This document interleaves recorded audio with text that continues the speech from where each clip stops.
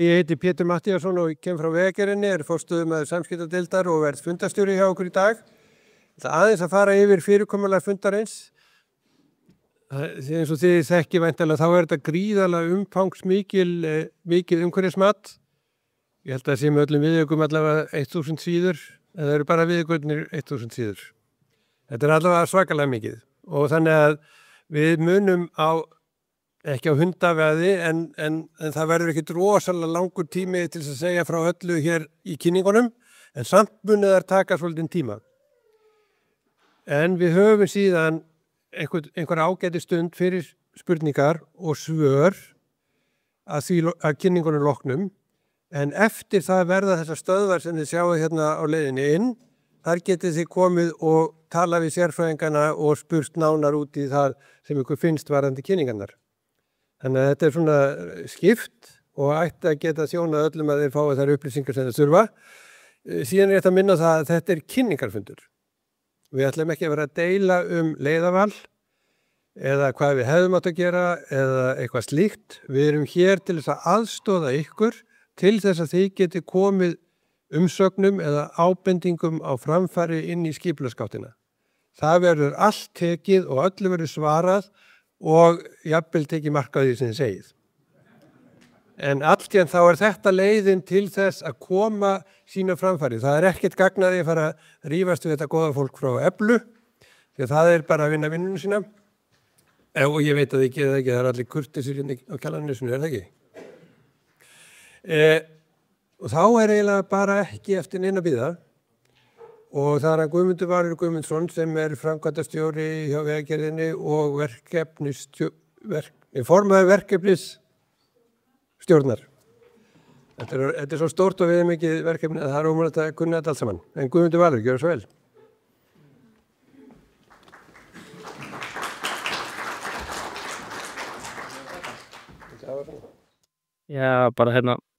Komið sæl. Bara mikil ánægja að vera með ykkur í dag í Glæpaskóla. Ég heiti Guðmundur Valur og svo Pétur sagði og er formaður verkefnisstjórnar með undirbúningi Sundabrautar. Verkefnisstjórnin er skipuð af innviðaráðherra og er skipuð fulltrúum Vegagerðar, Reykjavíkurborgar, Sambands sveitarfélaga og innviðaráðuneytisins. Við vorum hérna fyrir rétt 2 árum, 2. október 2023, á kynningafundum matsáætlun, líka fyrir fullu húsi og þar kynntum við hvernig ætti að standa að umhverfismati framkvæmdarinnar. Við fengum 110 umsagnir við þá matsáætlun haustið 2023. Tíminn er fljótur að líða, en síðustu 2 ár hafa verið nýtt vel til rannsókna, útfærsla á valkostum sem var ákveðið að skoða í umhverfismati framkvæmda við Sundabraut í nánum samstarfi með Reykjavíkurborg sem birtist hérna á þessum sameiginlega fundi okkar. Kynningu á umhverfismati og svo kynningu á drögum að afskiptasbreytingum vegna Sundabrautar sem Haraldur Sigurðsson frá Reykjavíkurborg kynnir á eftir. Vil ég sérstaklega þakka þeim fyrir Reykjavíkurborg og fulltrúum þeirra í vinnunni fyrir gott samstarf og framlag í verkefninu á undanförnum árum. Reykjavíkurborg kom líka upp samráðshópi íbúasamtaka og kjörinna fulltrúa sem fylgdu verkefninu eftir og kom með mikilvægar athugasemdir og sjónarmið undanfarin 2 ár og sem eru til þess falla að gera verkefninu betra eins og það birtist í dag. Eins og Pétur segir, þá er þessi vinna sem við erum að leggja hérna fram í dag og kynna fyrir íbúum og hagsmunaaðilum er afrakstur fjölmargra sérfræðinga hjá Vegagerðinni, Reykjavíkurborg, aðráðgjöfum okkar við umhverfismati frá Eflu, auk fjölmargra aðra rannsóknaraðila, sérfræðinga í hafstraumum, dýralífi, fornleifum, byggðamálum og svo má lengi telja. Og þetta erum við að leggja á borðið til þess að við getum lýst þeim áhrifum sem framkvæmdin hefur á umhverfi, íbúa og samfélag. Við erum búin að gefa okkur tíma. Það eru 2 ár síðan við kynntum matsáætlunina á opnum fundum og það er ekki að þið verum að slöksa eða með hangandi hendi. Markmið hefur verið að velta við hverjum steini, skoða þær hugmyndir sem hafa komið upp á leiðinni til að geta svarað sem flestum áhyggjum íbúa og skapa þenni sáttu verkefnið. Og það er mín von að það muni takast að draga upp niðurstöðurnar á sem aðgengilegastan hátt fyrir ykkur í dag á fundinum og svo næstu vikunum til að skoða matskýrsluna og allt það efni sem er aðgengilegt á vefnum hjá okkur. Og ekki síst er það sérfræði skýrslutar og svo vefsjáin þar sem hægt er að skoða hluti á myndarann hátt í kortaformi og hægt að kynna sér hérna eftir. En okkur Vegagerðin, einhverju hafa spurt sig af okkur Vegagerðin hafa skoðun á þessu máli hvernig stofnveitir er að liggja höfuðborgarsvæðið. Það er skýrt í vegalögum að lega þjóðvega skuli ákveðið í skipulagi að fenginni tillögu Vegagerðar og að höfðu samráði Vegagerðarinnar og skipulagsyfirvalda á hverjum stað sem í tilfelli Sundabrautar er Reykjavíkurborg. Vegagerð hefur verið falið af innviðaráðherra og Alþingi að undirbúa framkvæmdir við Sundabraut á grundvelli laga um samvinnuverkefni, á grundvelli þingsályktana samgönguáætlun, þar sem gert ráð fyrir einkaaðili annist fjármögnun og taki áhættu á gerð og rekstur Sundabrautar. En það ástæða fyrir því að við höfum leitast við að vanda okkur og því rétt að rifja örstutt upp forsögu Sundabrautar. Hún hefur verið aðalskipulag Reykjavíkur langa hríð og var tekin til þjóðvega 1995 og þá hófst undirbúningur að gera þennar í sama ár í samvinnu Vegagerðar og þáverandi embætti Borgarverkfræðings í Reykjavík. Það voru fjölmargar leiðir skoðaðar með hléum og undirbúningur var komið vel á veg 2005 til 2008. Mat á umhverfisáhrifum var langt komið á 2 meginvalkostum við þverun Kleppsvíkur, Sundagöngum og Egilslaust, en þá náðist ekki samstaða milli borgarinnar og Vegagerðar varðandi valkosti og því lá undirbúningur mestu niðri frá 2010 til 2019. 2019 var settur saman vinnuhópur sem fór yfir alla þá valkosti sem höfðu verið til skoðunar í gegnum tíðina og þær niðurstöður voru þær að lágbrún á innri leið sem Vegagerðin hafði metið hagkvæma kostina á þeim tíma, hún var ekki lengur möguleg. 55 metra hábrú með tengingu við Sæbraut milli Klepps og Holtagarða, hún var of dýr og hefði of miklar skorur á hafnarstarfsemi í Sundahöfn. Botngöngin var jafnframt of dýr og hefði röskun á hafnarstarfsemi. Og niðurstöðurnar þá voru að það varu einungis 2 meginvalkostir eftir, jarðgöng yfir Gufunes og brú sem þveraði hafnarsvæði Kleppsvík, mögulega í framhaldi á Holtavegi. Annar starfshópur var að störfum 2020-2021 með fulltrúum Vegagerðar, Reykjavíkurborgar, Faxaflóahafna og samtökum sveitarfélaga á höfuðborgarsvæðinu. Enn er starfshópurinn hugsaður með einhverjir, en meginverkefni hópsins var að endurmeta hönnun og áætlanir fyrir valkosti sem voru taldir standa eftir.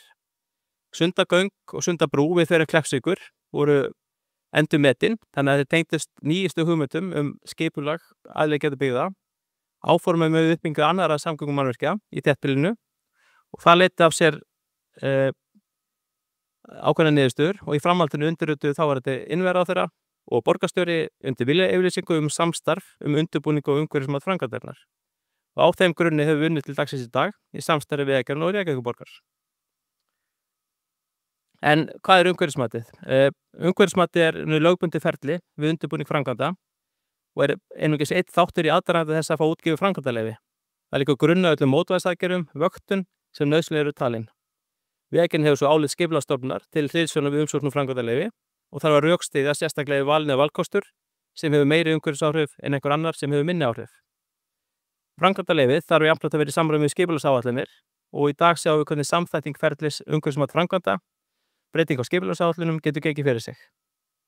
Þannig að loknu þessu ferli við umhverfismat þá mun Vegagerðin að gera formlega tillögu að aðalvalkosti til Reykjavíkurborgar til að útfæra í sínum skipulagsáætlunum. Fyrst í aðalskipulagi og gerir ráð fyrir að Haraldur útskýrir ferli aðalskipulags betur á eftir. En hvað er Sundabrautin?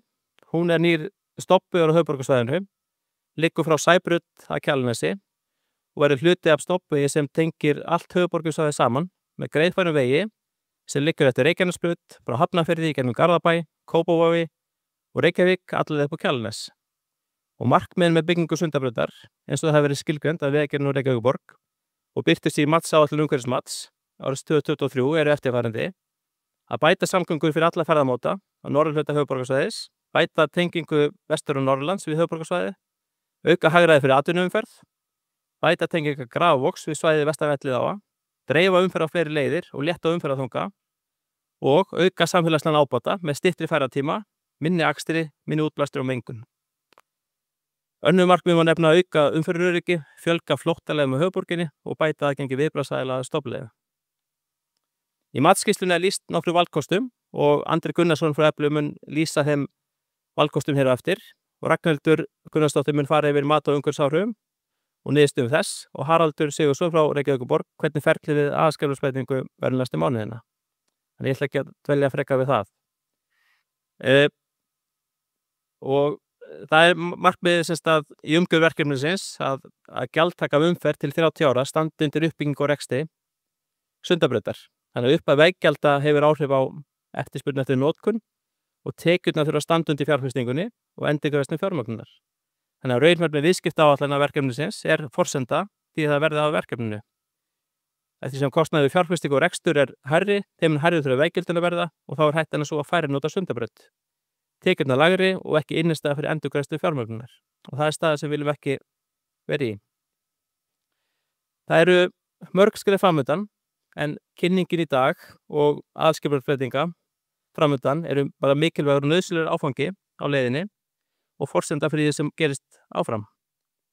Vegagerðin áformar að geta hafið útboðsferli vegna samvinnuverkefnis um fjármögnun, hönnun, framkvæmd, viðhald og rekstur Sundabrautar á næsta ári, með það að markmiði að síðasta lagi 2033 geti Sundabraut verið tekin í notkun og geti þannig farið að skila samfélagslegum ábata, styttri ferðatíma, minni akstri, útblæstri og mengun vegna styttri leiða, ásamt því að styðja við aukna notkun virkra ferðamáta með hjólum almenningssamgöngum.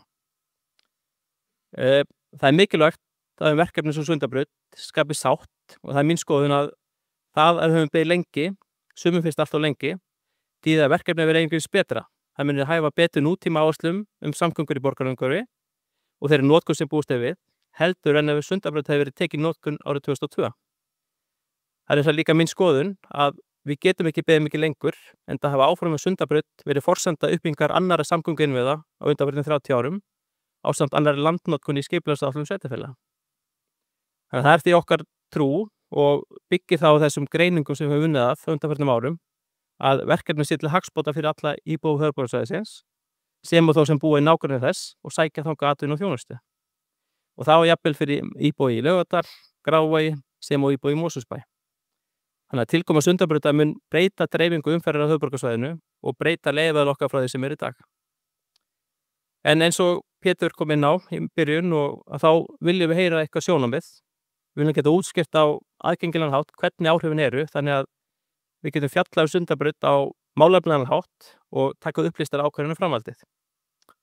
Við erum tilbúin að svara spurningum verkefnið bæði hér í sal og eftir og okkar sérfræðingar á verða aðgengilegt að ræða við hvert ykkar þar sem við getum rætt málin, útskýrt einn og einn að loknum almennu fyrirspurningum.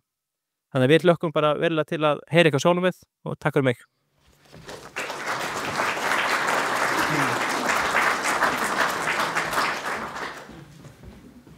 Já, takk fyrir það kærlega. Þá er Andri Gunnarsson næstur á dagskráni og við reynum að koma honum hérna upp á skjáin líka. Já, sæl. Já, eins og G. Pétur og Guðmundur kom inn, þá ég heiti Andri Gunnarsson, ég er byggingaverkfræðingur á Eflu verkfræðistofu og ég ætla að fjalla þessum framkvæmdina eða framkvæmdalýsingu verkefnisins í svona mjög stórum dráttum. Hvað er Sundabraut eins og Guðmundur Valur kom inn á þá er þetta rauninni ný stofnbraut frá Sæbraut upp á Kjalarnes og það er í grunninn 2 akbrautir í hvora akstursstefnu og gatnamót eru almennt mislæg.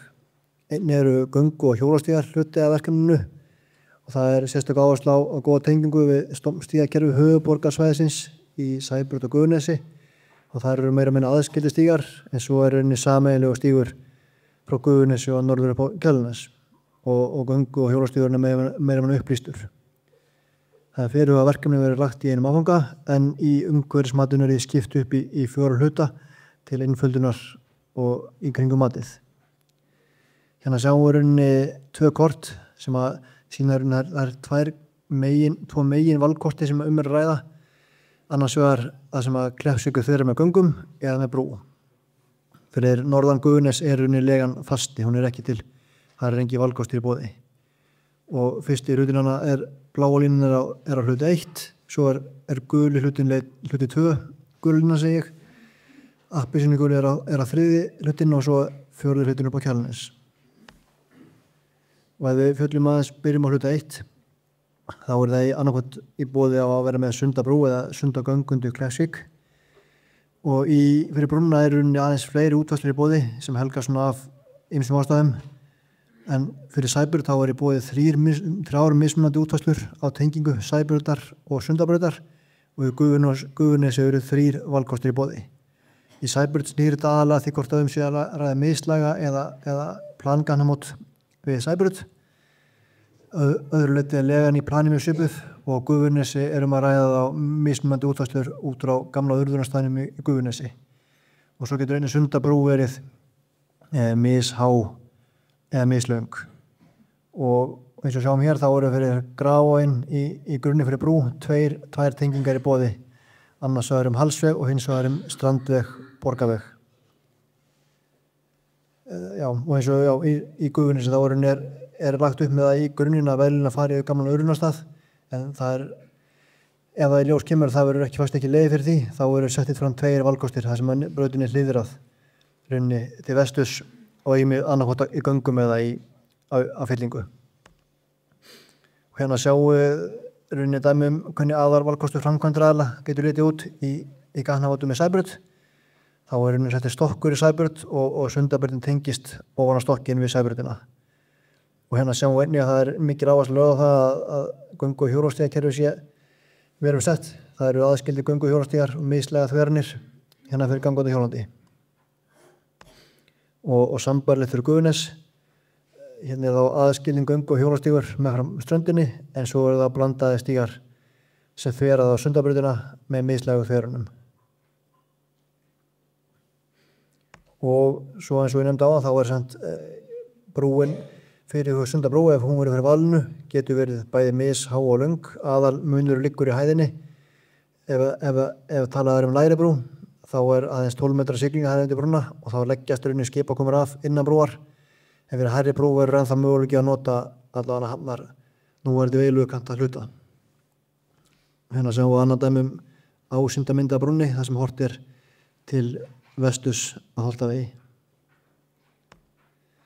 Fyrir Sundagöng þá runni bara einn valkostur í boði í sjálfu sér, ólíkt brúnni, en það kannski meira með það að gera, það mun meiri skorður á göngunum, við runni að útfæra þau á marga vegu.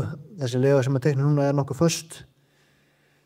Hérna kemur runni gangnamuninn upp í Laugarnesi norður eftir Sæbraut, en til suður svo tengist gangnamunnin fyrir Sæbrautasvaki. Og svo í Gufunesi þá koma göngin upp runni eftir að komið fram hjá gamla örðunarstaðinu með Gufunesi til móts Veisvík. Þá fyrir göngin kannski sá regi munur með við brúna, það aðeins ein tenging í Graf og að meðan brúin með 2. Hérna sjáum við dæmi ásýnd fyrir gangnamunnin í Laugarnesi annars vegar og hins vegar fyrir gangnamunnin við Holtaveg, þar sem hann tengist inn á fyrirhugaðan Sæbrautasvak. Og hér sama, hér eru áhersla á göngu- og hjólastígakerfi og aðskilda stíga, og þetta runni tengist á innan stompstígakerfi höfuðborgarsvæðisins og mislæga þveranir.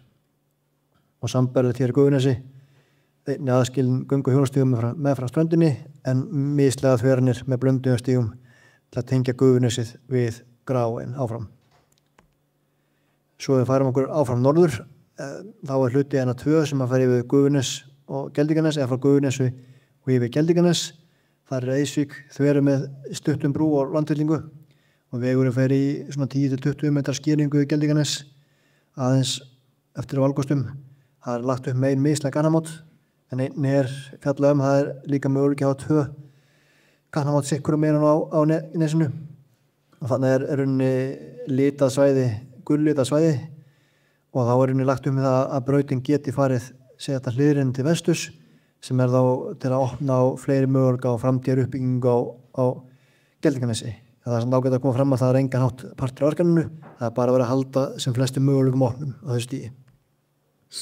Hér dæmi þá ásýndamynd og svona yfirleiðsmynd, hvernig gatnamót getur litið út í Geldinganesi sem á tengingi milli frá Gufunesi yfir í Geldinganes. Hluti 3, þá erum við að tengja okkur áfram yfir Leiruvog og inn á Gunnes og áleiðis upp Álfsnes. Það Leiruvogurinn þveraðar með 200 metra brú og landfyllingum og einnig á stuttar brýr við Gunnes til þess að halda í ásýnd og í fjöruna þar. Veglínan í Gunnesi mjög bundin af fornleifum og skipulagi og ekkert mikið í boði þar. Og þannig einnig eitthvað mislæg gatnamót sem eru svona sirka til mótsvið lóðbjörgunar.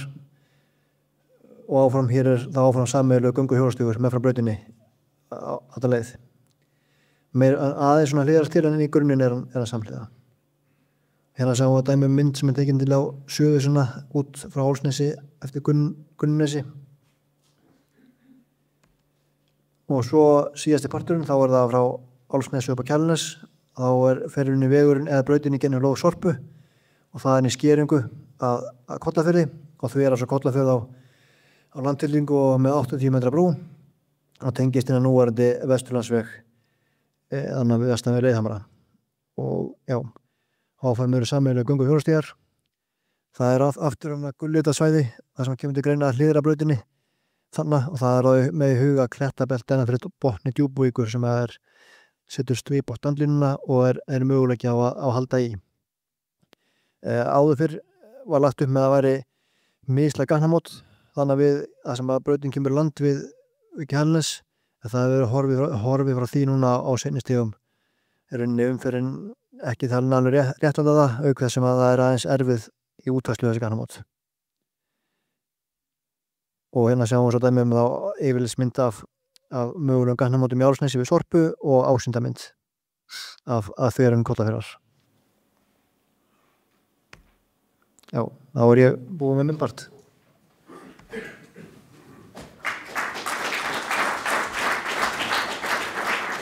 Takk fyrir það. Við höldum bara ótrúið áfram og næstu er það hún Ragnhildur Gunnarsdóttir. Ég held nú ekki að þau séu systkini, svo þau séu bæði Gunnarsbörn, en það getur samt sem það eru vel verið. Ekki að það skiptir neinu máli, en gjörðu svo vel, Ragnhildur.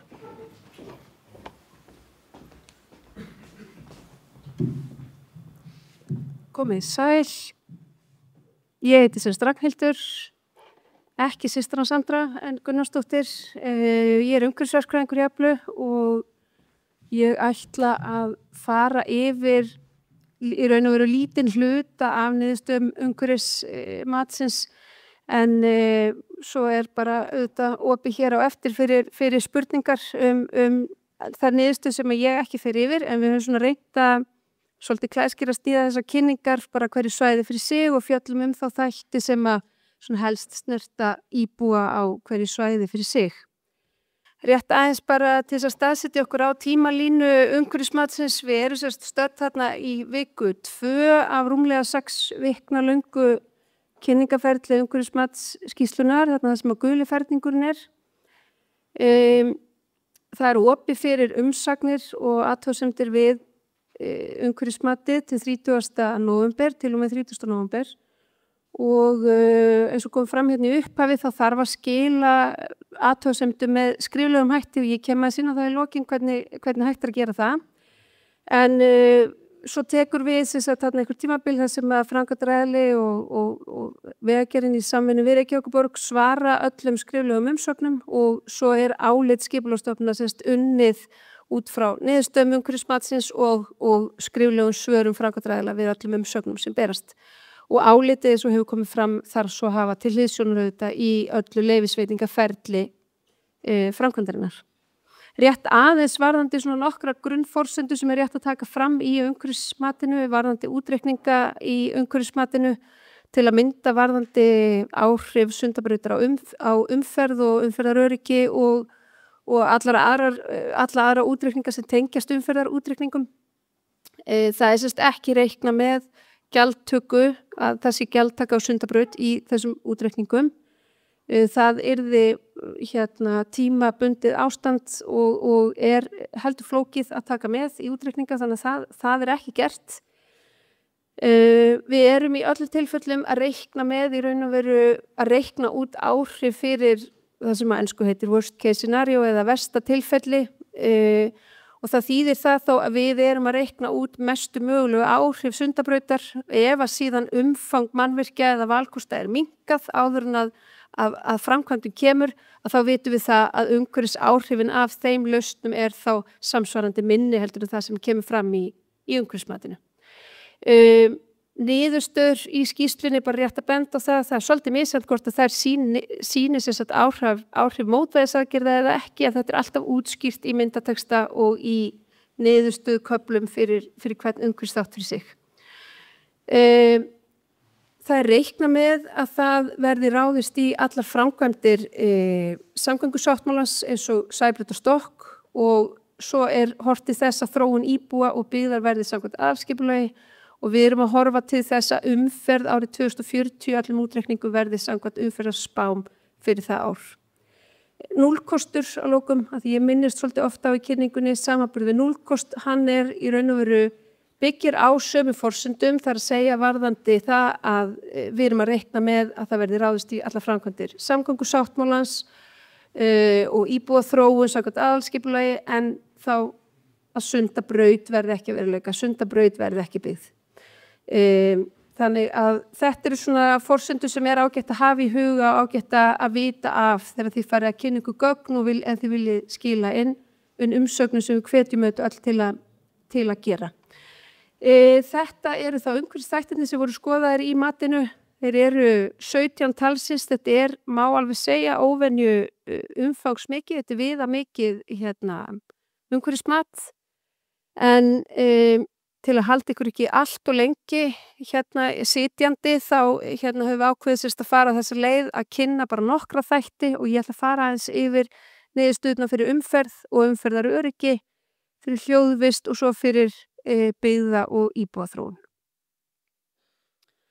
Heildarniðurstöður umhverfismatsins þær líta svona út og eins og Guðmundur Valur kom inn á, erum við svolítið að hugsa þessa fundi líka sem svona einhvers konar leiðbeiningu fyrir almenning og fyrir hagsmunaaðila sem sækja þessa fundi.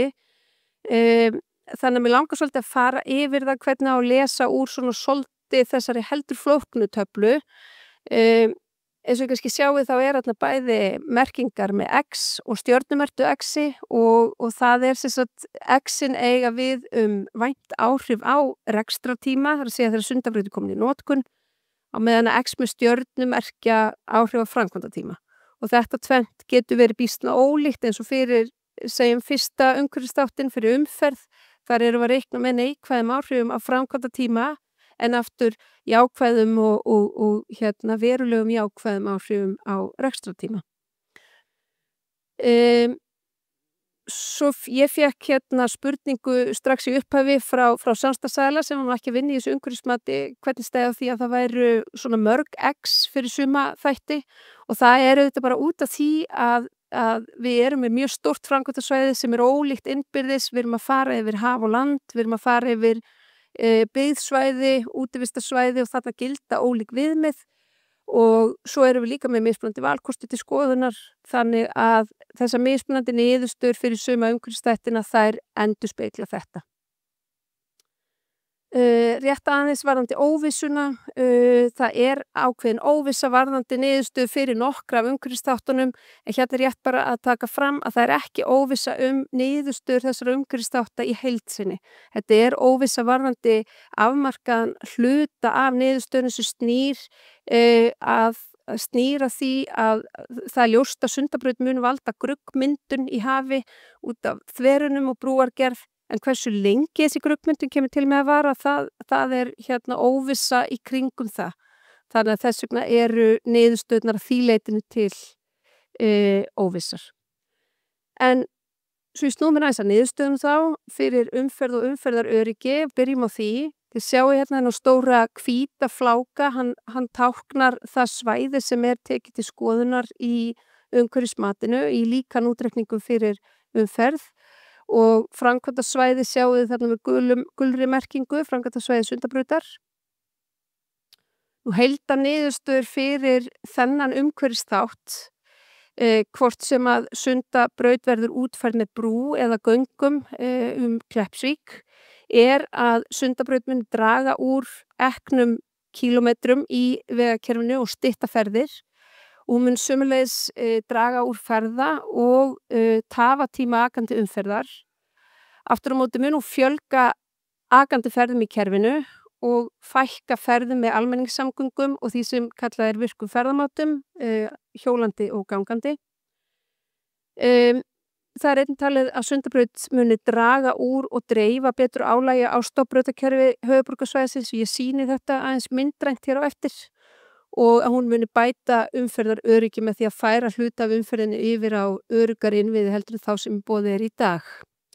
Hún mun stytta ferðatíma til nærliggjandi byggðakjarna eins og upp á Akranes og búa til nýja og skilvirka stígatengingu eins og Andri kom inn á hér áðan í sinni kynningu á milli miðbæjar Reykjavíkur og Grafarvogs og Gufunes.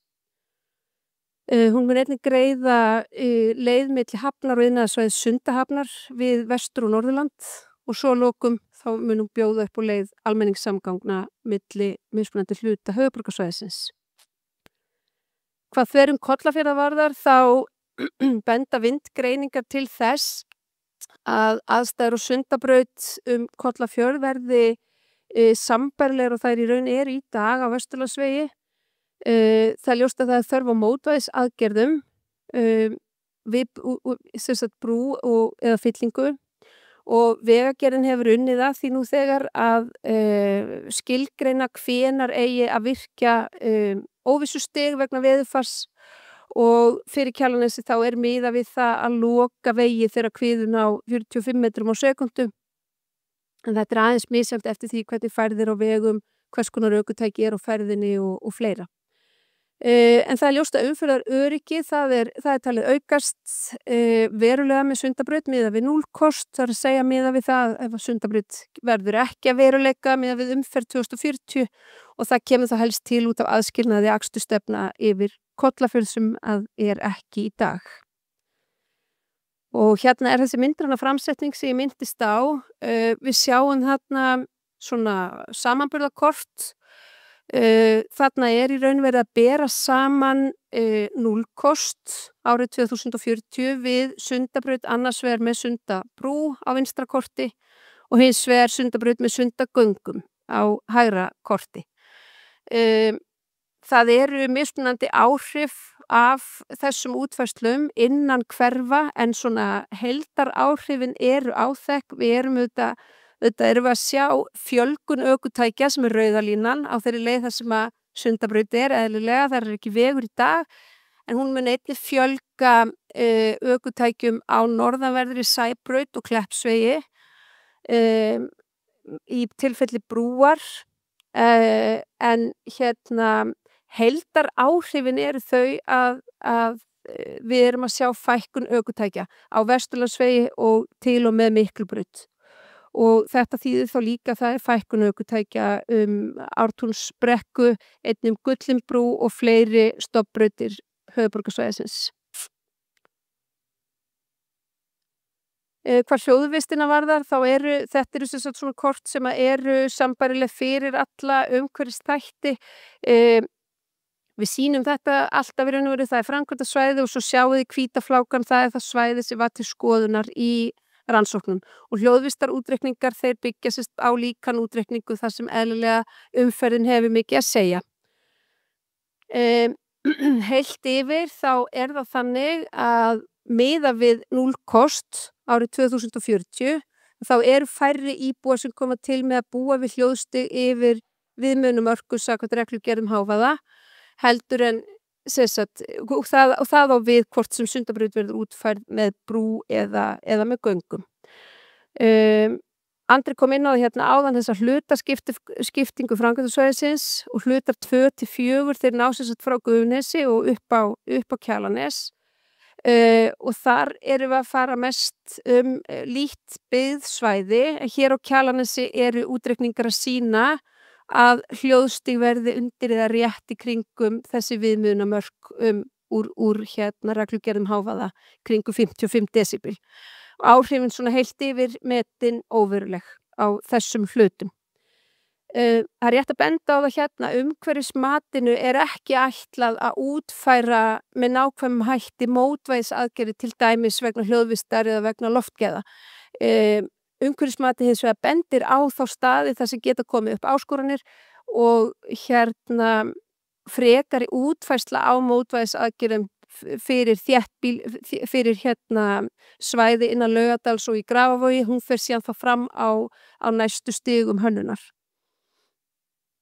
Sjáum hérna svona hljóðkort og við erum með fleiri svona kort hérna á stöðvunum og eftir sem hægt er að skoða en þetta er sérst kort sem að sýnir niðurstöðuna fyrir hluta 2-4 og þið sjáu þarna á Kjalarnesuna þar eru við yfir viðmiðunarmörkum reglugerðar á og í kringum veginn er rétt við veginn en í hérna tiltölulega stuttri fjarlægð frá vegi erum við komin undir mörk reglugerðar. Og svo rétt í lokin ætla ég aðeins að minnast á hérna hver áhrifin eru talin verða af byggða og íbúaþróun. Eins og kannski flesti vita þá fyrirhuguð mikil uppbygging meðfram Vesturlandsvegi til framtíðar og byggðaþróun, hún á eftir að auka álag, það fyrir séð Vesturlandsveg, þar sem að umferð og háannatíma í dag umtalsverð. Sundabraut mun, eins og ég kom inn á áður, hún mun létta á þessari umferð á Vesturlandsvegi frá Kjalarnesi og til og með Miklubraut og hún talin geta verið liður í því að skapa betri aðstæður fyrir framtíðarbyggða og atvinnuþróun á höfuðborgarsvæðinu en líka norðan Hvalfjarðar.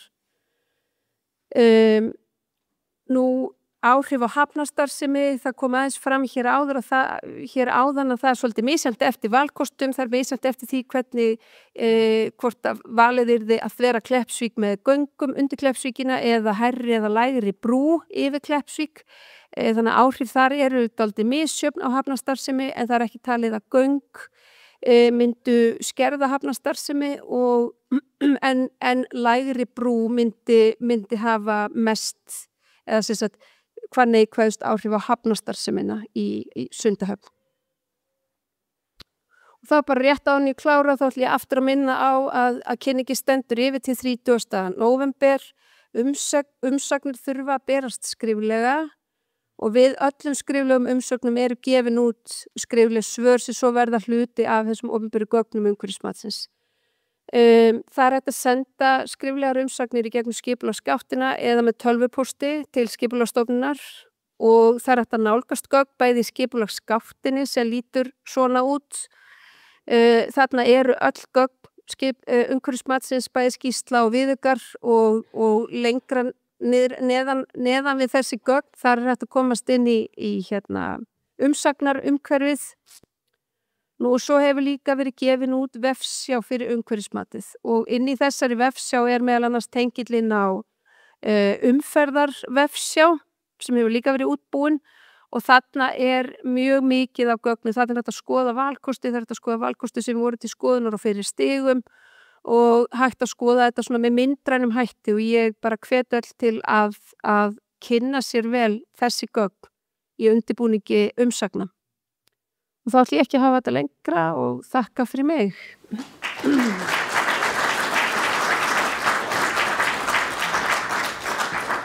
Já, takk fyrir það. Það alveg hægt að lesa gögnin alveg fram til 30. nóvember held ég. Maður gerði ekki annað með. En Haraldur Sigurðsson næstur á svið og hann ætlar að segja ykkur hvernig þetta snýr allt saman að aðalskipulagi Reykjavíkur. Já, komið sæl. Ég ætla að fella breytinguna á aðalskipulaginu sem þessi útfærsla á Sundabraut kallar á. Þetta eru drög sem við erum að kynna núna að aðalskipulagi. Mikilvægt að hafa það í huga og kannski rétt að undirstrika líka að borgin ekki að taka afstöðu til einstakra valkosta eða hönnunarlausna eins og þær eru setta fram í umhverfisskýrslu framkvæmdarinnar.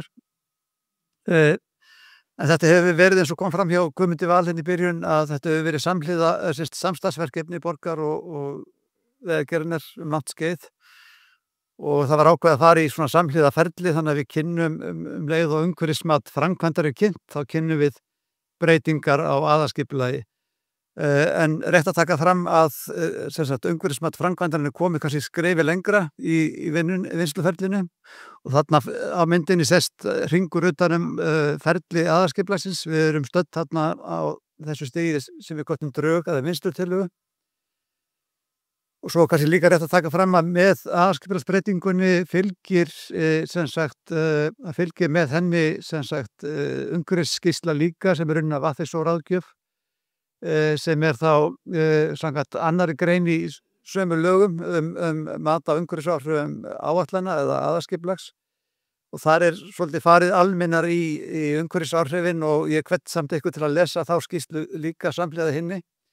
Hún kannski dregur þetta saman í stóra samhenginu en svona það sem ég ætla að fara yfir hér kannski stóra samhengið og aftur kannski árétta það að þetta eru drög og við erum í forkynningu á aðalskipulagsbreytingunni og ég kem kannski betur inn á það sem við tekum við og eftir. Ástæðan fyrir við gerum þetta svona að kynna drög að aðalskipulagi með umhverfisskýrslu framkvæmdarinnar að borgin og við viljum sjá rauninni viðbröðin og niðurstöður í umhverfismatinu áður en við tökum afstöðu til einstakra valkosta. Þessi mynd hérna kannski lýsir vel af hverju við köllum þetta Sundabraut og eins og hefur komið fram þá hefur þetta verið inn á áætlunum langt skeið í 50 ár.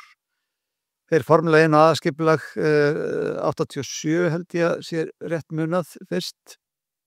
En það sem þarna kannski vil vekja athygli á yfirskriftinni hjá okkur, við segjum þetta Sundabraut, nýr þjóðvegur að Reykjavík og síðan stoppbraut innan borgar og það kannski lýsir svolítið því hvernig við erum að horfa á þetta. Þetta er vegagerðar framkvæmd, þetta er þjóðvegur sem að þjóna og tengja landsluta en þetta er líka vegur eða braut eða gata í borgs sem verður hluti af Reykjavík og þéttbýli Reykjavíkur og liggur náttúrulega vissilega þéttbýlssvæði nú þegar og við þurfum líka að horfa til þess að í framtíðinni geti myndast þéttbýli meðfram Sundabraut til norðurs. Þannig að þetta kannski undirstrikar svolítið að borgin horfir á þetta með sínum gleraugum og reynir að aðlaga þessa framkvæmd sem best að byggðinni í borginni og framtíðarbyggð en vegagerðin horfir á þetta sem þjóðvegaframkvæmd og samgöngutengingu en borgin þarf að horfa á þetta svolítið í víðara samhengi. En eins og við hefur komið fram hér þá er Sundabraut í gildandi aðskipulagi þannig að við erum ekki að fara í einhverjar stefnubreitingar heldur erum við runni bara að útfæra Sundabraut út frá frumhönnun og umhverfismati hvernig hún getur legið innan borgarinnar. Hún hefur verið lengi inn í aðskipulagi eins og fram hefur komið og hérna myndin er sýnd rauninni þéttbýlisuppdráttur aðskipulagsins sem sýnir legu Sundabrautar og legan gildandi aðskipulagi byggir rauninni á vinnu sem var borð hér fram fyrir í byrjun aldarinnar. Þannig að það hefur margt breyst síðan, þannig að við þurfum að taka þetta upp en þrátt fyrir þessa framsetningu í aðskipulaginu, hún virðist eins og við séum að leggja til að það verði brú yfir Klessvík, en það er alveg skýrt og undirliggjandi í aðskipulaginu að gangalausnin er alveg jafnvígur valkostur í stefnu borgarinnar. Og síðan kemur líka skýrt fram í aðskipulaginu þessi fyrirvari að endanleg útfærsla og skipulag Sundabrautar byggi á þessu umhverfismati sem hér hefur verið kynnt. Aðeins meira Sundabraut í gildandi aðskipulagi og það kom líka fram hjá Guðmundi Val að það hafi verið teknar ýmsar ákvarðanir í gegnum tíðina út frá Sundabraut. Sundabraut hefur lengi verið inn í stefnuskjölum stjórnvalda. Þannig að í skipulagi borgarinnar og höfuðborgarsvæðinu öllu höfum við verið að taka ákvarðanir sem miða við að Sundabraut komi til framtíðar og við getum tekið dæmi í atvinnusvæðinu upp á Álfsnes og Esjumýrum hafa tekið svolítið miða því að þarna að Sundabraut sé að koma og eins með stofnbrautakerfið það hefur verið teknað upp fyrir mörgum áratugum síðan og það hefur verið gengið út frá því í uppbyggingu þess og hönnun þess að Sundabraut sé að koma til einhverja framtíðar. Og síðan hérna í samhengi þessa fundar hér þá er mikilvægt að nefna það að í sameiningarviðræðunum 1997 milli Kjalarness og Reykjavíkur að þá var Sundabraut nefnd mjög ákveðin forsenda fyrir sameiningu sveitarfélagana. En þrátt fyrir þetta og við vitum að þetta er staðfest inn í áætlunum í dag og hefur lengi legið fyrir þá erum við líka að minna á það í okkar gögnum í aðskipulaginu að sé mikilvægt, sérstaklega í ljósi sögunar að málið hefur endað í stoppi eftir langt ferli þarna í byrjun aldarinnar að við þurfum að draga mikilvægt út af því hvað þetta er umdeilt og það er ekkert auðvelt að ná fullri sátt þessa framkvæmd að það er mjög mikilvægt að draga fram alla kosti, bæði jákvæða og neikvæða. Og ég ætla og líka horfa til langs tíma og í stóru samhengi. Ég ætla að draga bara fram á næstu myndum hérna aðeins þessi umhverfisáhrif í stóra samhenginu. Þetta hefur verið dregin fram í þessari umhverfisskýrslu FSO sem ég geti kynnt ykkur það nánar þar. En bara fyrst að Sundabrautin er náttúrulega samgönguframkvæmd til að stytta vegalendir og það er augljóst að þessi framkvæmd er að stytta vegalendir á milli þessara borgarleita sem ég nefndi, þar að segja Reykjavíkur og gamla Kjalarneshrepps og í þessu samhengi að þá er vegalendi frá Grundarhverfi til Reykjavíkur eða miðborgar Reykjavíkur að styttast 10 kílómetra. En þetta er ein augljós jákvæð áhrif sem horft er til í þessari framkvæmd. Síðan er þetta mynd sem var dregin upp af Ragnhildi áðan sem sýnir á tiltölulega einfaldan hátt hvernig áhrifin á Sundabraut. Það kemur nýr samgönguás yfir sundið til norðurs og tekur við umferð frá norður til söðurs og léttir þannig á Vesturlandsveginum og Ártúnsbrekkunni þeim götuhlutum sem búa við mikinn umferðarþung í dag og þetta er náttúrulega einn aðal tilgangur framkvæmdarinnar er að stuðla að þessu og það kom reyndar líka fram hjá Ragnhildi að við getum alveg sagt að Sundabrautin hjálpa okkur í að skipuleggja borgina frekar til austurs, að það léttir það er það auka þá og þétta byggðina meðfram bæði borgarlínunu og síðan þessum samgönguás sem Vesturlandsvegurinn er. Það er segja Ártúnsveða, Keldum, Höllum og síðan er þarna Blikastaði líka í Mosfellsbæ sem dæmi. En það er líka rétt að muna það og hérna birtist líka sem sagt fyrsti áfangi í borgarlínu að það er náttúrulega hinn samgönguásin sem við erum að horfa á til austurs og þessi tvær framkvæmdir geta vel unnið saman í mínum að Sundabraut og borgarlína að byggja upp borgina til austurs og efla byggð þar.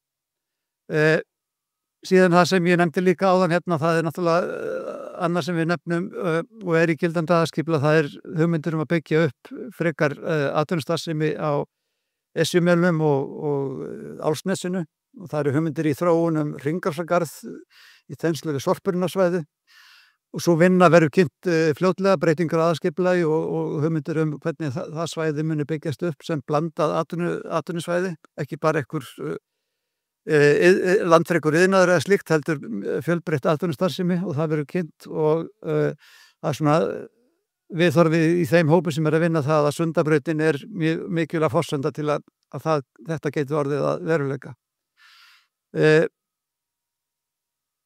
Síðan kem ég hérna að áhrifin sem við þekkjum vel að þetta er náttúrulega mikið inngrip í náttúru og landslag sundin og skipta skoðanir það hvernig verður staðið að framkvæmdin og hérna eru sýndar myndir af Sundabraut Kollafjörð og við höfum talað mikið í þessum viðræðum hvernig þverra yfir sundin og firðina og vogana, hversu mikil er landfyllingin versus brúin og þetta skiptir miklu máli varðandi áhrif á, ekki bara áhrif á lífríki heldur líka á ásýndina.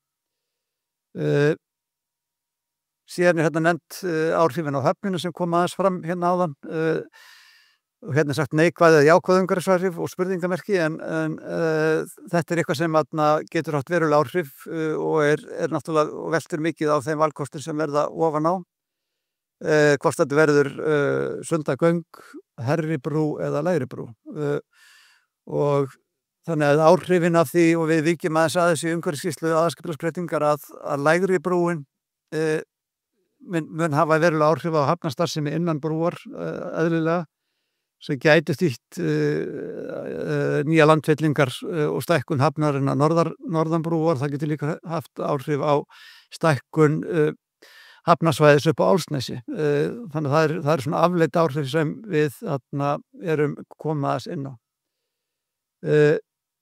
En síðan er náttúrulega líka nefnt ef það er gerð lægri brú þá skapast tækifæri innan við brú, ef hafnarstarfsemin er flutt norður fyrir brú þá skapast ákveðin tækifæri til að byggja og þróa þéttari byggð sunnan brúar. Síðan er þetta lokum að varðandi svona umhverfisáhrifin sem er tiltekið sem neikvæð umhverfisáhrif og hérna er aftur þessi mynd sem sýnir grænu línuna sem er minni umferð á Vesturlandsvegi en aukin umferð þarna á norðursvæðinu út frá Sundabraut. Að það hefur komið fram í gagnrýni við verklýsingu og matsáætlunum sem sagt þessi afleiddu áhrif að svona framkvæmd sem eykur mikið skilvirkni í gatnaskipulaginu að það geti ítt undir dreifðari byggð og slíkt. Trufli markmiðum breyttar ferðavenjur og slíkt. Þannig að við flöggum þessu líka að þetta er eitthvað sem þarf að skoða í sérstaklega í félags- og hagfræðilegu greiningunni í framhaldinu sem verður núna samhliða loka ferlinu í þessu. Síðan bara hérna lokum rauninni dregna saman á myndum, þetta eru myndir rauninni inn í aðalskipulagsbreytingunni aðeins breyttar og ég ætla ekki að fara kannski ítalið í það en við erum að breyta frá gildandi aðalskipulagi og þetta eru rauninni ekki stórar breytingar frá gildandi aðalskipulagi en það er frávik í legu Sundabrautar við Kollafjörð við viljum vernda Fuglabergið sem þar er. Við viljum leggja Sundabraut aðeins austar á Gunnanesinu út af menningarminjum og síðan kom hérna fram áðan hjá Andra varðandi leguna Geldinganesið að þar er borgin að leggja áherslu á sem sagt vestlægri legu meðal annars út af mögulegri framtíðarnýtingu nessins fyrir einhverja byggð. Og síðan eru hérna fjölmargir valkostir hérna á syðrihlutanum sem ég ætla ekki að fara í hér. Þeir eru kynntir vel inn í umhverfisskýrslu framkvæmdarinnar og þar eru nokkru valkostir varðandi legu Sundabrautar Gufunesið og gagnvart Sorpurunarsvæðinu og fleira. Og síðan er náttúrulega hinn megin aðalausnin eða valkosturinn gangalausnin að hún er rauninni algjörlega sambærileg í norðurhlutanum og munurinn liggur rauninni bara í varðandi tenginguna úr Gufunesi yfir að Sæbraut. Síðan er hérna ég veki bara athygli á þessari töflu sem er inn í umhverfisskýrslu umhverfisskýrslu aðalskipulagsbreytingar frá VFSO, það sem er dregið saman á einfaldan hátt þessi megin áhrif á þessar 5 völdu þætti sem eru þar inni. Þetta er í samhljómi við niðurstöður sem Ragnhildur kynnti þér áðan og þarna borið saman við núllkostin og svona í stuttu máli þá eru áhrifin jákvæð varðandi byggðaþróun og umferð og samgöngur og loftslagsmál en álitin neikvæð varðandi náttúrufar og landslag og vatnafar en síðan er þetta svona geta verið bæði jákvætt varðandi heilsu og heilsu eða lýðheilsuna, hljóðvistin og slíkt eftir því hvernig umferðin ferðast borgina eftir mismunandi valkostum. En ég ætla að ljúka sig hér á þessari mynd aftur sem ég sýndi hérna áðan hvar við erum stödd í ferlinu. Þetta eru þessi drög sem í kynningu til 30. nóvember eins og umhverfisskýrsla framkvæmdarinnar í skipulagsgáttinni en þegar þessi ferli er lokið þá tekum við samtal milli borgar og vegagerðar og ríkisins endalegt val og það verður horft til þá niðurstaðan umhverfismatsins og horft til fleiri þátta, þá endurtaka félags- og hagfræðilegu greininguna og fleira. Þannig að það verður ákveðið samtal sem fer fram þetta eftir að loknu þessu kynningaferli áður en að við getum lagt fram eins og kemur hann fram í ferlinu endalega tillögu að breytingu aðalskipulagi. Og þarna stendur í desember en það er líklegt að það dregist kannski fram á byrjun næsta árs.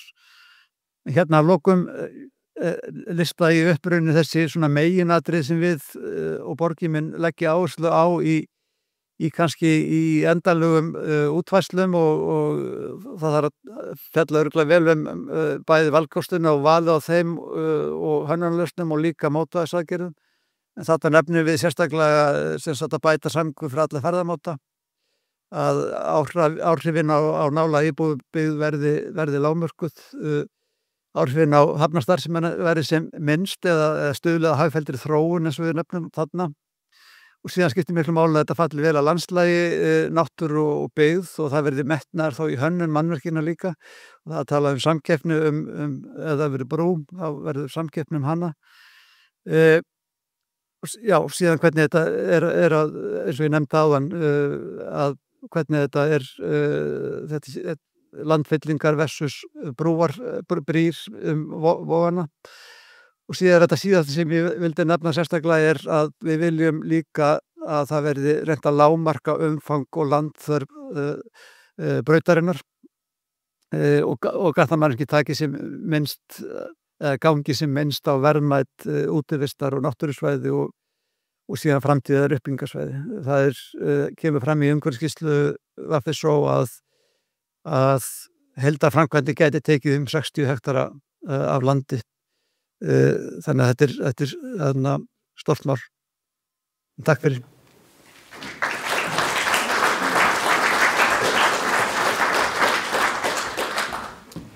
Já, takk fyrir það, Haraldur. Það er alveg ljóst að áhrifin verða mikil og margvísleg.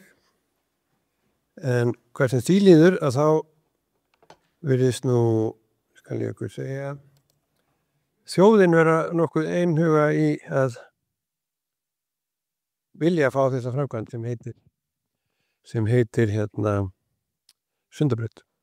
En það er Vegagerðin vildi svona aðeins kanna hug manna til þessa verkefnis, svona allra, en ekki bara þeirra sem stundum eru hávarestir, heldur líka að finna vilja þessara þöglu. Og það sjáum við hér að það eru 76% af landsmönnum sem eru hlynntir lagningu Sundabrautar. Við reyndum líka að finna út hvað hinn mismunandi hverfi í borginni og hér í kring vildu og þið sjáum það þarna að í Laugardal það er sama tala, það er minnst sem menn eru ánægðir með að vilja lagningu Sundabrautar í Grafarvogi, þó að mun ekki miklu og það er svona þeir sem eru á móti eru 14% sem er langhæsta talan, þannig þurfum við bara að horfa á 5-7% landsmanna séu ekki hlynnt í að þessi framkvæmd verið gerð. Og langmest í nágranna sveitarfélögum Reykjavíkur og greinlega menn vilja eins og við öll komast niður í bæ og þess vegna á ég heim í Vesturbænum.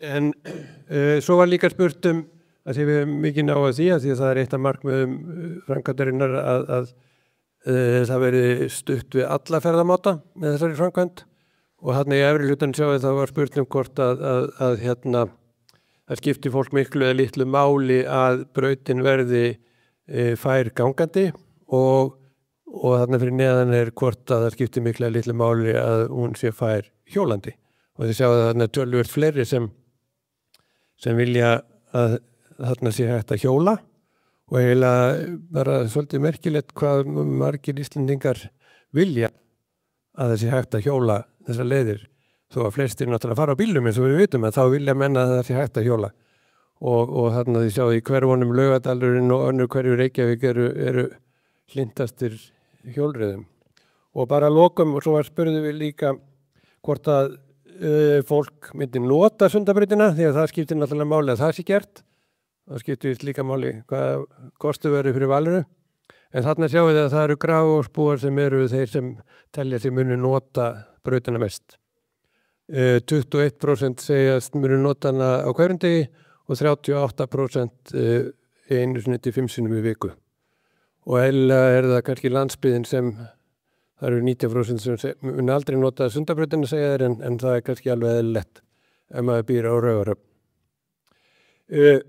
Og þetta var þessi þáttur en nú er komið að spurningum og ég ætla að fá ykkur bara fyrirlesara hérna upp á svið og biðja þá sem vilja spyrja að kynna sig með nafni. Þetta er allt skráð. Sem ég glemdi nú að minnast þér á upphafi að þetta er allt saman tekið upp og verður síðan aðgengilegt þeim sem það vilja sjá og má líka minna á að föstudaginn verður þá opinn fundur í streymi hjá okkur líka. Þannig að nú er bara að nýta tækifærið og spyrja þetta góða fólk. Já, ég heiti Fríða og Halldórsdóttir og bý hérna í Grundarhverfi. Við höfum langar aðeins að spyrja frekar tenginguna þarna Kjalarnesmegin við Kollafjörðinn. Mér heyrðist á einhverjum áðan að það ætti ekki að vera mislæg gatnamót þar og þá langar mér til þess að fá svöru því hvernig verður þá tengingin annars vegar niður í Kollafjörðinn og upp á Kjalarnesi.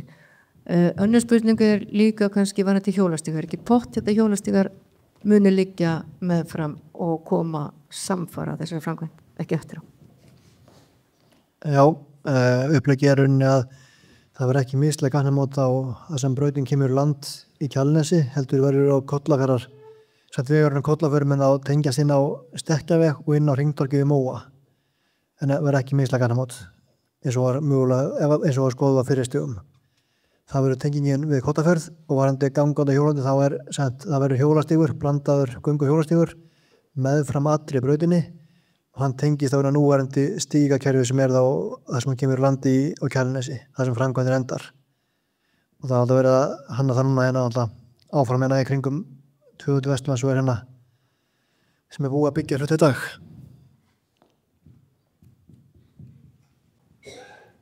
Já, góða kvöldið, þetta Adam og heima henni Grundarhverfi. Eitthvað búið að meta hversu langan tíma það muni taka að komast niður á Landsbyta í Hringbraut með Sundabrautinni eða ánunar fyrir þá sem búa utan höfuðborgarsvæðisins? Já, það inn í matskýrslunni gerð grein svona fyrir helstu styttingum og leiðum. Meðaltalið út frá þessum ferðagreiningum eru 12 mínútur frá Kjalarnesinu og niður að Sæbraut þannig að þetta er ferðatíma frá Akranesi sem fer þá 37 mínútum í 25.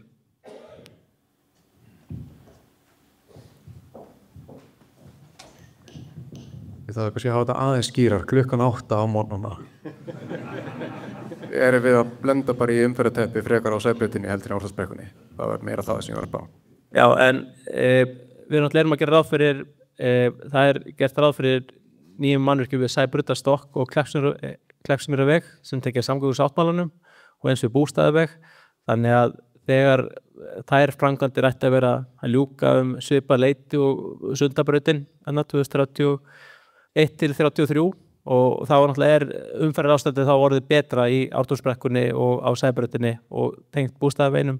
Þannig að þannig verður flæði umferðið betra.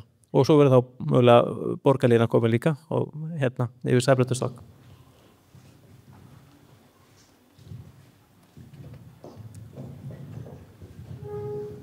Ég þakka fyrir þessa fínu kynningu, þetta var mjög góð kynning og ég fer miklu fróðari heim og ánægri en mér langaði að spyrja Harald hvort að það sé ennþá hvort sem ekki gert ráð fyrir hafnarstarfsemi á Álfsnesi eins og var í upphaflegu aðalskipulagsbreytingunum. Það breyting sem í vinnslu. Það þá komið hafnaræstað hjá Björgun og Faxaflóahafnir hafa lýst yfir áhuga að fara í samstarf við eða bæta við þá höfn og hluti af starfsemin sem innan við brú eða geti lent innan við brú myndi þá fara á það svæði upp á Álfsnesi. Þannig að það myndi sú höfn áfram að stækka hana í þeim drögum sem liggja fyrir þar en það eru bara frumdrög en það verður kynnt núna væntanlega fljótlega. Takk fyrir svarið. Mér fannst samt áhugavert að vita hvort að væri von á þessari stækkun á höfninni út af væntanlegum hringrósagarði þarna á Álfsnesinu. Það mikil starfsemi sem að það var komast inn og út með sjó. Já, jú, það alveg hárið rétt að þetta getur alveg gerst óháð þróunin inn í Sundahöfn líka. Að það viljið sér til að stækka höfnina mitt út af hugmyndum hringrósagarðin. Ekki bara út af því að höfnin þurfi meira land undir sína starfsemi. Takk fyrir þetta Haraldur og ég var með eina athugasemd í viðbót. Ég man ekki alveg hvað maðurinn heitir sem stendur allir með rauða borðan. Ég vildi bara árétt að viti góði eflumaður sem ég held þú sért. Það engir hjólastígar á Kjalarnesi, það bara einn lítill bútur með frá Vesturlandsveginum. Hann byrjar út í Móa og endar út í Móa. Takk fyrir. Tvær spurningar. Fyrst, ég verður bara forðin, af hverju verður ekki svona mislægt gatnamót þarna? Ég meina, ég skil ekki af hverju það setja svona hringtorg út allt. Það bara, sérslega á Kjalarnesi. Allt þetta að hægja sér og hraðra sér. Ég búið lendi í árekstri á þessi hringtorg þar. Af hverju af hverju ekki mislæg gatnamót?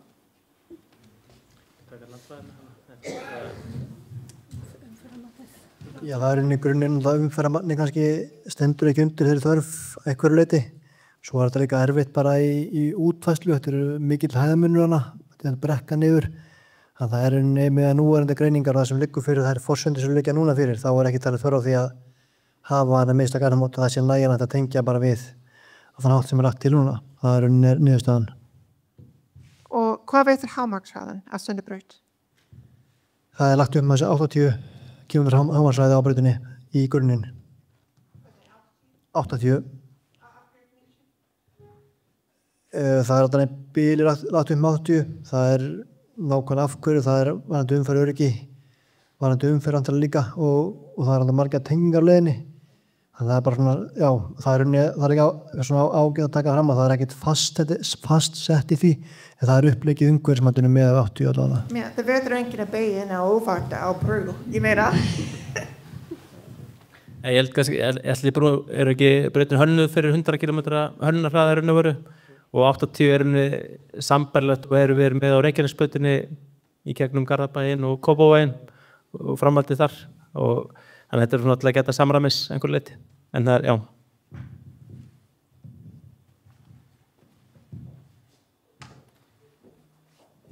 Ég ætla bara að spyrja meira úr því að það er möguleika því. Hérna nú er þetta búið að vera á döfunni síðustu 30 árin og lítið sem ekkert gerst, loksins núna eitthvað að gerast. Mín spurninga svo, hvernig stendur á því að það er ekki löngu byrjað á þessum framkvæmdum yfir Kollafjörðinn, því að þar hafa verið minnstu deilutar staðsetninguna. Það er endalast verið að deila þessa staðsetningu hérna yfir Elliðaárdalinn eða Elliðaávoginn, Klaussingina, já.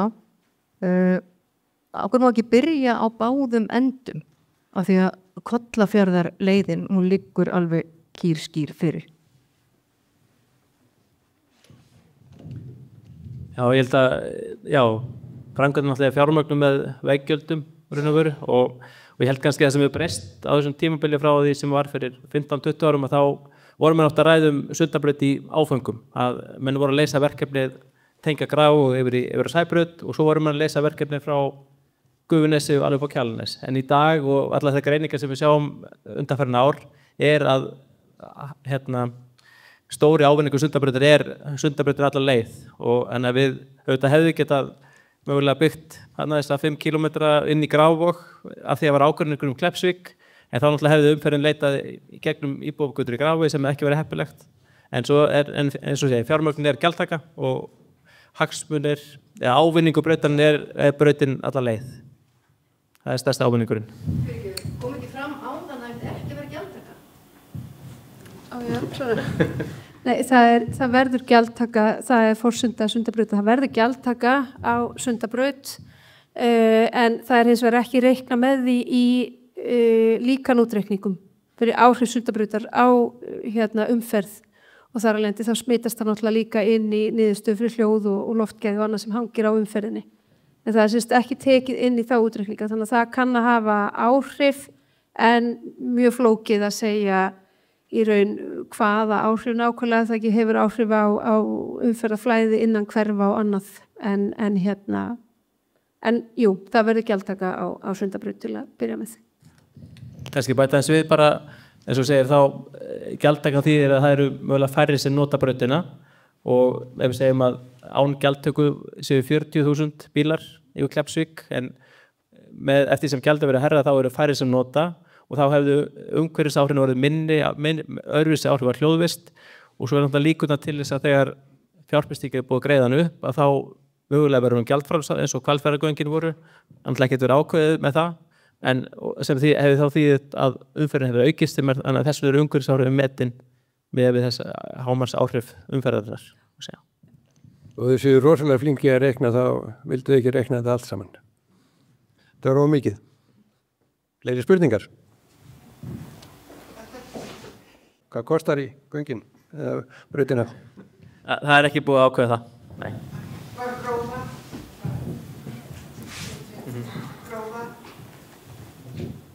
Góða kvöldi, Regína heiti ég. Búin að búa 31 ár og býð eftir þessu Sundabraut sem er búið á okkur. Mér langar til þess að vita að því að nú tilherum við á Kjalarnesi Reykjavíkurborg. Ef það verður gjaldtaka, þá ekki verið að mismuna borgurum ef að Kjalarnesingar þurfa að fara að borga í göngin af því að þetta á að vera samgöngubót fyrir Reykvíkinga.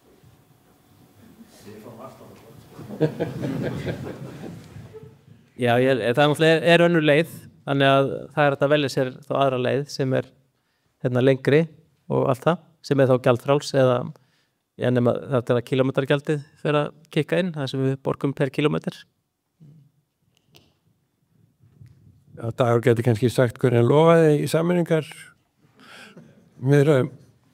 Það svo langt síðan að það mínu tíð. Já, það er þess að fyrir hans tíð, já. Þannig að þá hann slapp. Við höfum tíma kannski fyrir 1-2 spurningar og svo opnum við bara fyrir að ræða beint við fólkið og svo á stöðunum. Ég bara næði sér ekki alveg með þetta gjaldur. Hér glæra sér stendur. Grunnforsendur fyrir umhverfismat í Sundabrautar. Ekki reikna með gjaldtöku. Getur bara skýrt þetta? Nei, það þýðir ekki að það sé ekki reikna með gjaldtöku, heldur útreikningarnir eru ekki með gjaldtöku. Þegar þú fari í umhverfismatið, útreikningarnir á baku það horfa ekki til þess hvort það verður gjaldtaka eða ekki.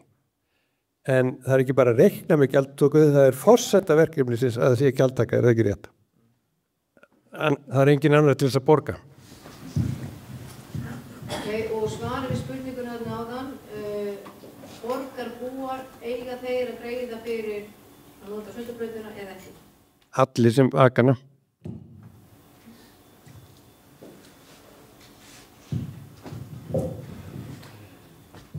Má ég það ekki bara spyrja, er það bara eitt gjald fyrir alla eða verða afsláttakjör? Er eitthvað búið að skoða það?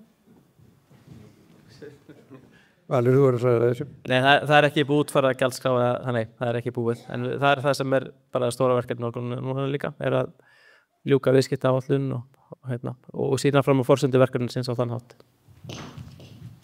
Á sínum tíma þá fékk Reykjavíkurborg landsvæðið allt saman Kjalarnes með því loforði að Sundabraut yrði lögð. Mér skilst að það séu svona 30 ár síðan, væntanlega einhverjir hér sem vita það betur en ég.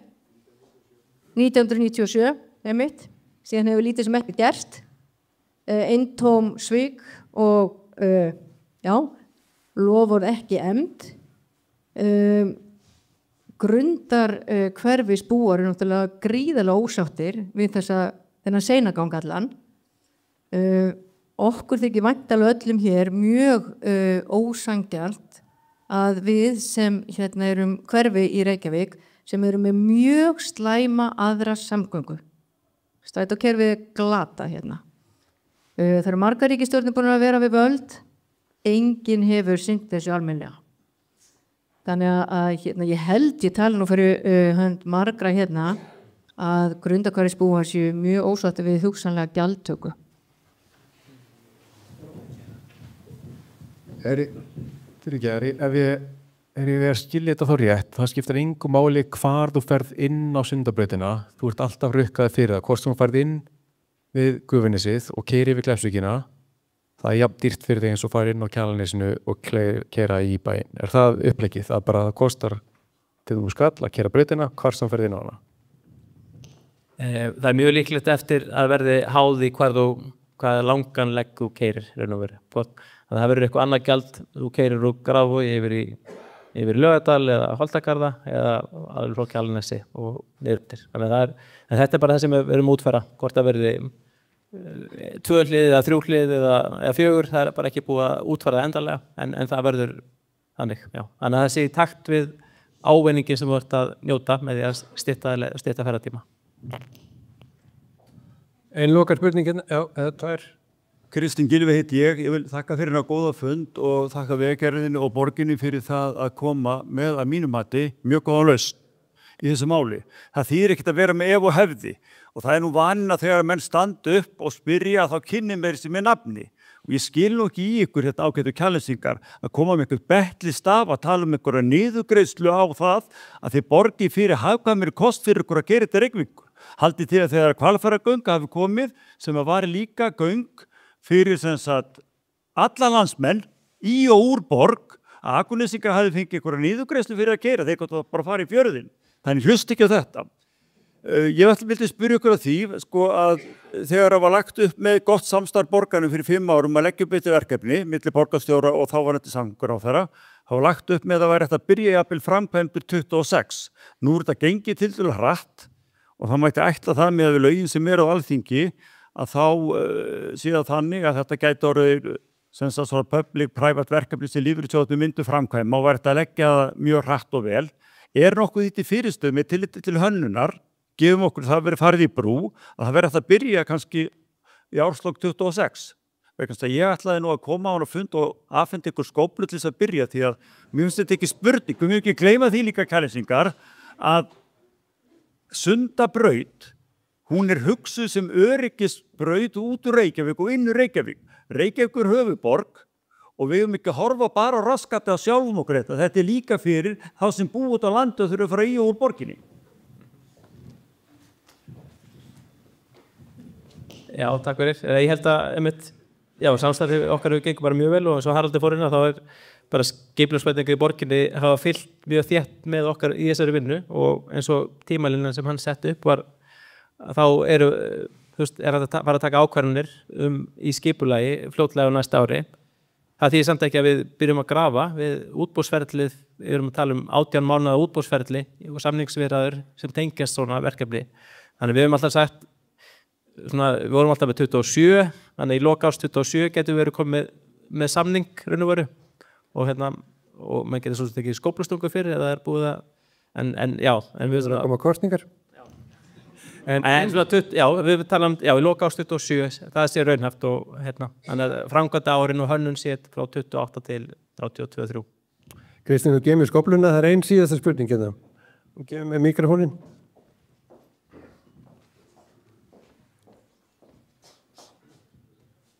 Þá komið sælir Reynir heit ég.